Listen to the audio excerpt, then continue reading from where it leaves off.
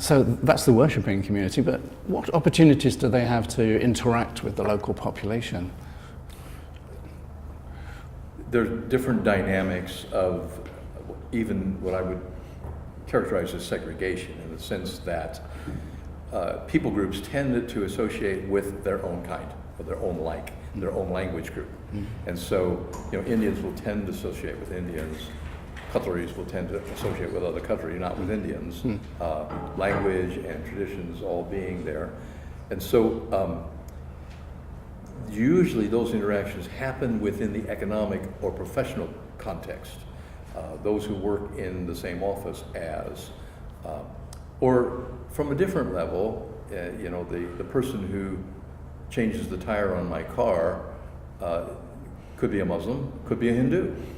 And so we have this opportunity to interact, present values, and at all times, everything we do is part of our witness. I'll give you a story. Traveling and my luggage got lost. And so I had to go in and, file and everything like that. It took them 10 days to find it. And I had to keep going back. And after it was all said and done, it was a Syrian Muslim in the Emirates. The bag was lost in Saudi Arabia. And he said to me, usually people come to me, they're shouting and screaming and they're angry. He said, why are you different? He said, what's your job? And I said, well, I'm qasis, I'm a pastor. He said, I knew it was something like that.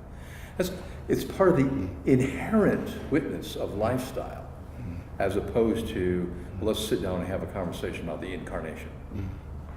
It's the lifestyle, it's the interaction, and the ability to express the character of God in our interactions.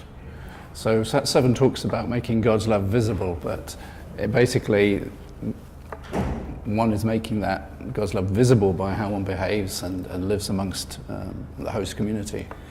Yeah, I think media, by definition, has its limitations.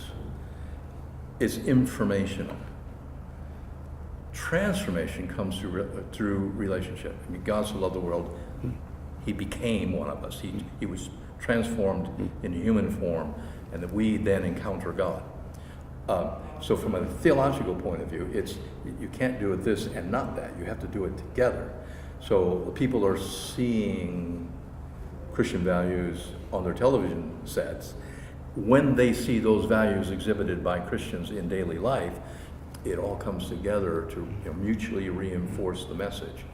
But for many of these people, they aren't in a position to interact meaningfully one-on-one. It's more of, as I say, we have this particular kind of interaction over a period of a few days, which then kind of manifests itself in this realization, because he knows about Christians, he knows Christian values, and then the way that he and I interacted confirmed all that in a really positive way. Would you say then that the role of Sat 7 in the region is perhaps to sort of start to open the window on the Christian life as a sort of first step before people then meet people in person? Yeah, actually, or to explain even the thinking behind the faith behind their behavior. Yes, I mean, in the Gulf, Islam came and there wasn't a Christian population. There was, but for the last 1,000 years, they haven't interacted with Christians, unlike Jordan and Syria and Egypt, where the two cultures are interacting all the time and they hear about each other, know about each other. The Gulf, the misinformation is phenomenal. The level of ignorance in the correct use of the term, they just don't know what we do and why. I was telling you before about we have these huge parking problems at the church. And I'm talking to the particular government official trying to convince them that we need more parking. And he says, why do you stay so long? We say our prayers, we're finished, and if we leave the car parked in the road, it's not a problem because we're not there very long. You people stay so long. What do you do while you're there? Well, opportunity then to talk about how do we worship?